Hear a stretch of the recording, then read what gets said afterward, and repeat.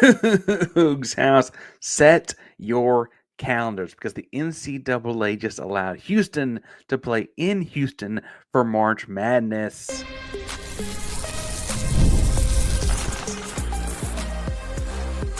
You are Locked On Coogs, your daily podcast on the Houston Cougars, part of the Locked On Podcast Network, your team every day.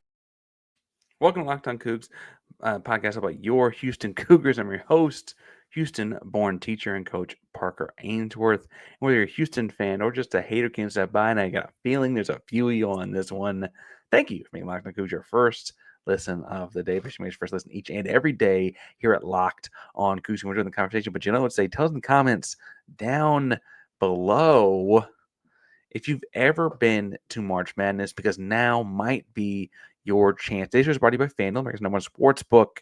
But more on that fun at the end of this bonus edition of Locked On Cougs.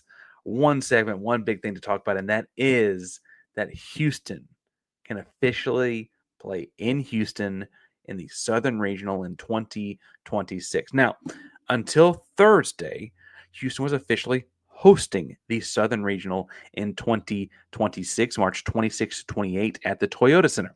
That's the regional, the Sweet 16 and Elite 8 of March Madness, which would mean as the host, Houston could not play in the Southern Regional. They have to go to one of the other three. Houston was deemed the host of the 2026 Southern Regional after 2020's tournament got eliminated. COVID pandemic, that whole thing. If you didn't read about it, I guess you were, not reading at that point. Anyway, and to replace that, Houston was given this chance in 2026. And I will say there are, I'd say in the grand scheme of things, not gigantic, but there are financial benefits to hosting. You get the gate revenue and the whatever, right? You get to help staff it and whatever, right? Houston, however, has been the number one seed in the South 3 consecutive seasons. They return 3 starters from a team that was in the NCAA championship game and legitimately 60 seconds away from winning a national title last season. They also bring in 3 players in the top 25 of the 2025 class. Houston's a real favorite going into the season next year, as they've been for a couple of years now, for good reason. And getting the opportunity to pick your region is a very serious possibility. And so this spring, Eddie Nunez kind of started tossing around the idea. Duarte was reporting it back then as well. I did it somewhat of a thought experiment, but the seriousness of it picked up well after that. That Houston could move off of hosting this, even though it's a Toyota Center. And the way that's worked has been that the Harris County Houston Sports Authority, who officially gave it to the University of Houston back in 2020, has actually taken upon themselves officially, per Joseph Duarte in the Houston Chronicle on Thursday. This is after Houston filed a waiver to be able to play in the Toyota Center anyways. Once that waiver got denied, the Harris County Sports Authority took it upon themselves and took it. They're looking for other schools, local schools, to help host. That includes Rice, Sam Houston, Texas Southern, right, etc. Schools, again, do make some money on that, so I could see someone picking it up, especially someone that's maybe not looking to, go all that far in the tournament or whatever, right? It's the Sweet 16 Elite 8 rounds would be played in the Toyota Center, which is less than 3 miles from the Fertitta Center on campus. Less than 3 miles from the home Fertitta Center. And listen, this can and should absolutely push the Cougs to be title favorites. They return 3 starters, as we mentioned. I'd imagine that there's a Defensive Player of the Year candidate, early favorite in Jojo Tugler.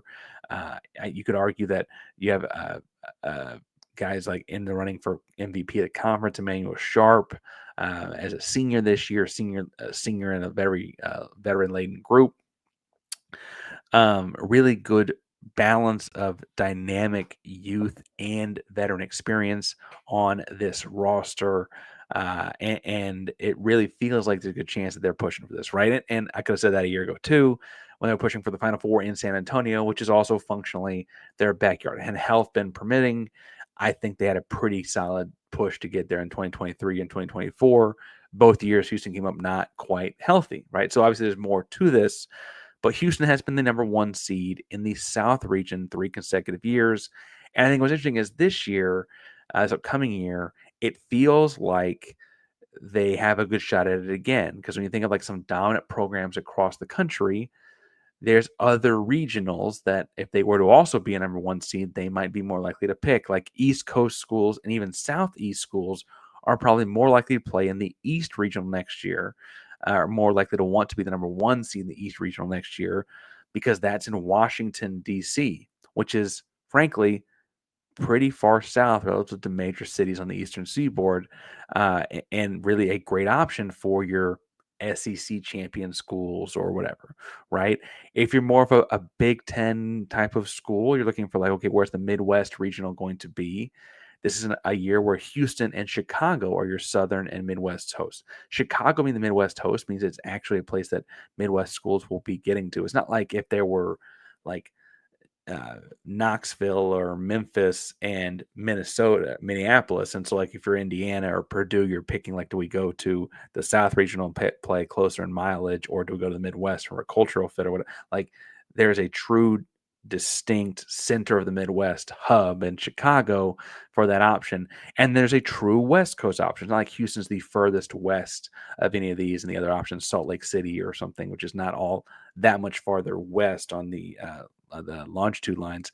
The west option next year is San Jose. So there's a real West Coast option that's also a hub and easy to get to for your UCLA's, your Arizona's, if it's Oregon, Washington, whatever. Like there's a Gonzaga, like whoever, right? There's a real true West Coast option, right? And so Houston, and I'm not saying there is no other good basketball in the South, obviously, or anything like that, but Houston will probably be a favorite to get to that.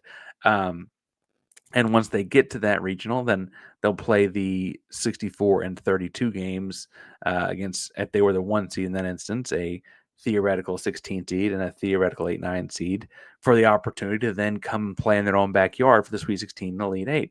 Now, that's not a guarantee. We saw Houston beat Purdue in Indianapolis last year in the Sweet 16. Obviously, that's much closer to Purdue than it is to the University of Houston, right? Like being a home team, and that does not guarantee anything.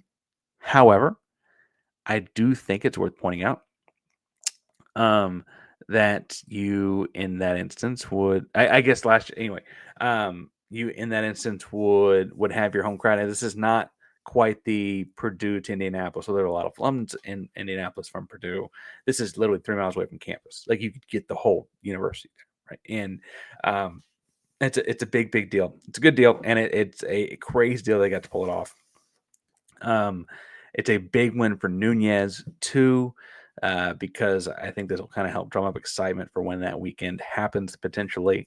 Right, Houston's got the longest active Sweet 16 streak in America, and so knock on wood because crazier things have happened. It is March Madness; they call it the Madness for a reason, right? But that is a good indicator as well. Now, as far as how this plays out with next year's team and things like that, I don't know that anyone in house or in staff really will care until they get there, right? Like this isn't kind of thing that Sampson, the guys like, we got to get to the Sweet 16 because we're playing in Houston or whatever. I will say that, say you have a bad month of December, say you have a bad January. This also means that whatever seed you're in, there's a 1 in 4 chance your Sweet 16 games are in Houston. Like let's just say it's a bad year, and let's just say there's a bad ankle injury and it's a bad 6-week stretch in December to January, and Houston falls to a 3 seed. There's a 1 in 4 chance as a 3 seed that you're playing your Sweet 16 games in the Toyota Center. Totally different ballgame, right? That I think is important to factor into this as well. In the previously, I guess before Houston, when Houston was still hosting it, the University of Houston was still hosting it, not the city of Houston. When the University of Houston was still hosting it, that was not on the table. Houston was not allowed to play in it at all, right? Unless it was the Final Four, which is only one location for. Houston was not going to be able to play in the Toyota Center. So this is always at least a 25% chance that you're playing at home, more or less, in the Sweet 16. That's a nice thing to have, right? I also would point out this is not the first time something like this has happened. Villanova famously was trying to get this pass for themselves. They played 4 games in this, wherever they call it, with 76ers play in Philadelphia, and they actually got the hosting duties passed on to the University of Pennsylvania, but ultimately fell to a 2 seed and played out west. And we're not allowed to play in Philadelphia. That was the same year Houston played them in the Elite Eight game, right? Anyway, fun time, exciting time. And Houston, again, very likely, a very high probability, relatively speaking, that they will be playing or have the chance to play down the street in the Sweet 16 and Elite Eight.